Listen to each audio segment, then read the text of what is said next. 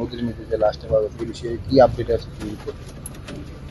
এই বিষয়তে আমরা একটি এফআইআর রেজিস্ট্রি করেছি আমাদের পুলিশ স্টেশনে, এবং বটতলা আউটপোস্টের officer in charge sub inspector Subhajit Deb investigation করছেন, এবং ইনভেস্টিগেশনে আমরা এভিডেন্স কালেকশন করে আমাদের এখন পর্যন্ত আমরা দুজন অভিযুক্তকে আমরা গ্রেপ্তার করছি আজকে, এবং তাদেরকে কালকে আমরা আদালতে প্রডিউস করব।